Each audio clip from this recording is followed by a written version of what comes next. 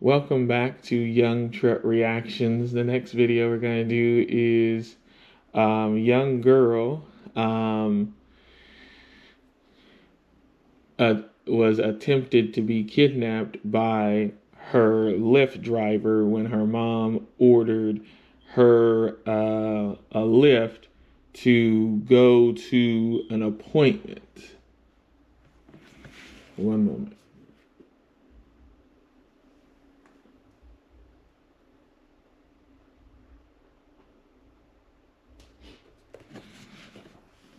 Dramatic surveillance video captures the moment a frightened 15-year-old girl sprinted to safety after an alleged attempted kidnapping.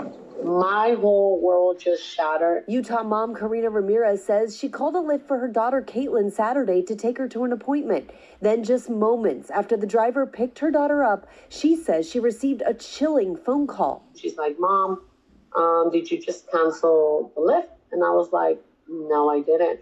She's like, yeah, the driver is stating that you canceled the Lyft. And I was like, Caitlin, he just canceled the ride. He did it. She says it was the driver who canceled the ride, offering to drive Caitlin to her destination anyway. But when Karina used a location sharing app to track her daughter's location, she says the car was moving in the wrong direction. She was like, sir, I need to get out. I can hear it in her voice that it changed. And she went, Mommy, he's not listening to me. Mommy, he's not stopping the car. That's when Ramirez says she told her daughter to get out of the car and run as fast as she could. Police are currently investigating. In a statement, Lyft saying the horrifying incident is reprehensible, adding they have removed the driver from the Lyft platform and stand ready to assist law enforcement with any investigation. I'm happy she took control of the situation, and to me, she's just a brave teenager.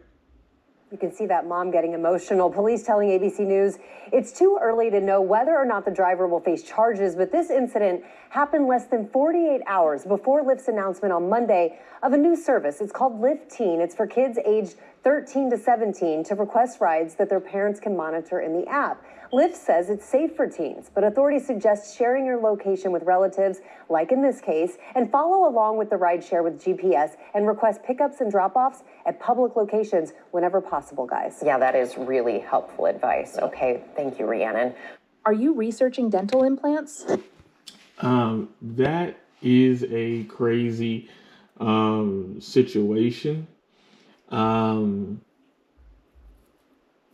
As a person with vision loss, who has to use services like Lyft and Uber a lot, I never used Uber and Lyft as a minor. Usually I used Z-Trip, the public taxi service, if I did go anywhere, alone.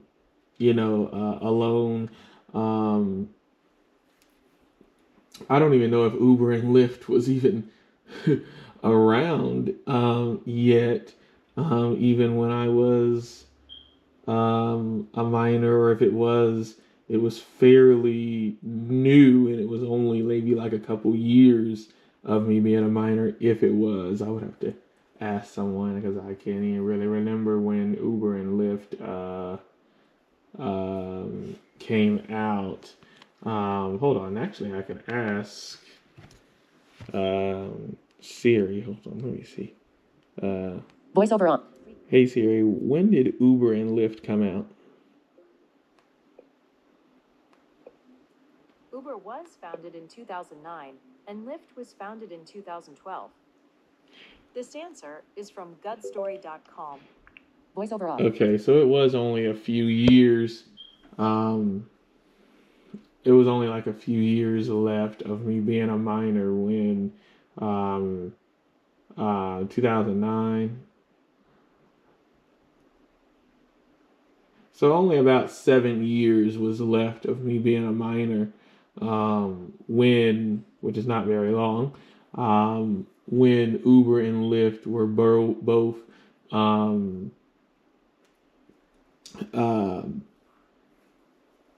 was brought out. Yeah, this is this is just crazy. And like I said, I used the public taxi service. I didn't really use Uber and Lyft until I was like an adult. So yeah, you got to be careful with allowing your kids. You need to be tracking their rides and stuff because you got some crazy people out here. And Uber and Lyft is not like Z-Trip,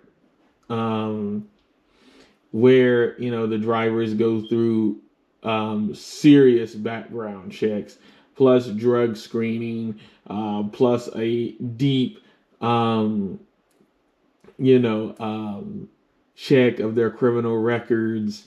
Um, you know, so I mean, and under Z Trip, you can't even smoke weed and drive for them. So there's a lot of things. I think that if you're dealing with your kids as a minor, and going off of my personal experience as a legally blind person who used not Uber and Lyft, but used Z Trip to go to work as a minor when I was working out at a lot of people probably know it as Six Flags, depending on where you live.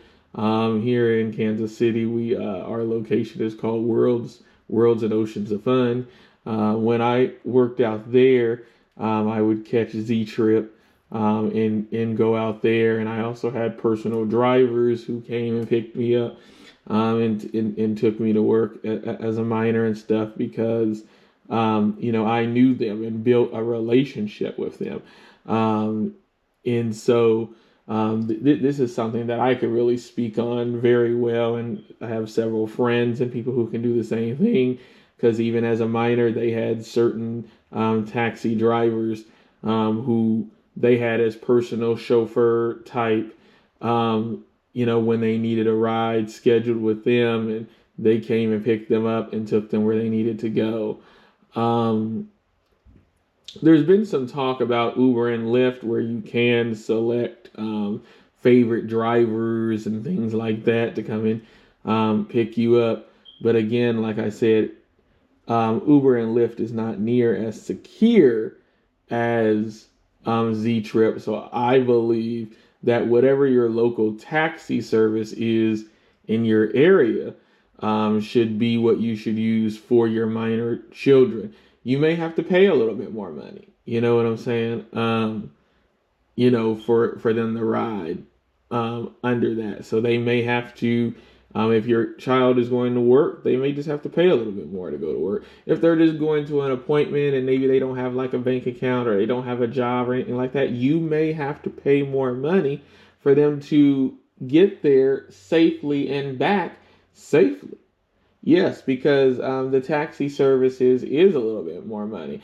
Usually they're like $2 the first mile and then $1 a mile or something like after that. But it's a little bit different for me because I qualify under the disability programs, riding under a regular taxi like a Z-Trip service. But I think it's something like $1 a mile. The first 5 miles is like straight $10, and then $2 a mile after that. So I mean, yeah, it can get expensive, but I would rather pay that for my child's safety than risk that under Uber and Lyft where they're running a fast background check that's approved in a couple of days, and as long as you don't have no offenses against women or children or anything serious like that, then more likely you're going to get hired. Versus Z-Trip, they know their drivers and they have to report to the offices in these different states and cities on a frequent.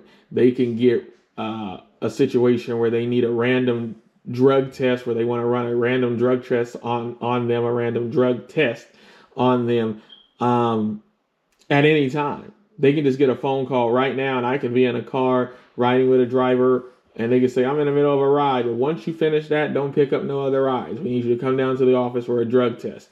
Or they can also see within the cameras. There's a camera on the outside of the Z Trip and a camera in the inside of the Z Trip. And if they see something funny that you have going on, as soon as you're done with that ride, come to the office and they'll, talk to you about whatever the issue was, or if you almost hit a car, or what was going on in this situation, or what was going on in that situation. You don't have that going on under Uber and Lyft. So people need to be mindful of what services they're using for their kids to ride under. I know that a taxi is pretty expensive as a person who's visually impaired, and have to use them. Mostly I use Uber and Lyft now, but also I'm a full grown adult now, but sometimes I do use the service.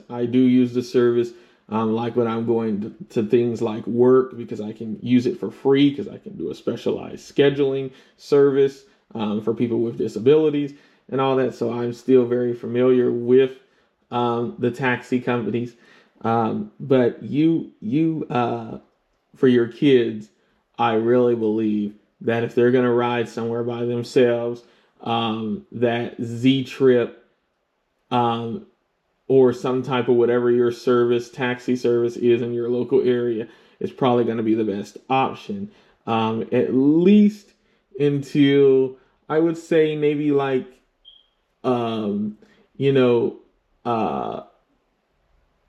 16 or 17 or even 15. And sometimes it just depends on, we don't want to kind of make this about like a sex type thing, but, some young men look older when they're still younger.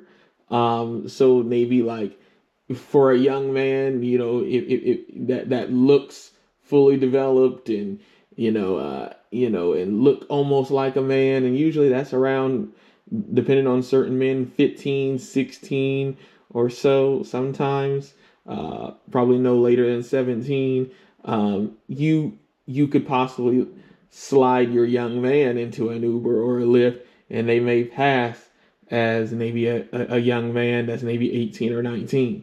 But a woman, a young lady that's developing into a woman, yeah, I probably wouldn't do that until she's about, 16 or 17 years old, really, really close to being an adult. So then they won't have to worry about this situation. And the parents should be tracking the ride completely along the way, is what I also believe too, that the parents should also be tracking the ride along the way, watching everything. Yeah, she's a brave, the Caitlin girl. She's a very brave young lady, and got herself out of that situation. Because there is no telling what he was doing, what he was trying to do, or what was going on there. Because that was something else. And I think he was just preying on her being a young girl and was probably up to no good. And that's just wrong. But tell me what y'all think. Drop a comment. I would love to hear y'all thoughts. The original video will be in the comment section pinned at the top. And drop y'all comments and tell me what y'all think. I personally would not put my child in an Uber or a Lyft, especially if they still look like a child, and where they can easily be preyed upon. I would use the local taxi service and pay whatever I gotta pay if I can't take them myself. But again, let me know your thoughts, and I'll catch y'all on the next one. and be safe out here and be careful, because we got some crazy people out here. We got a man that almost tried to abduct a child riding in an Uber, a Lyft service. This is crazy. Peace.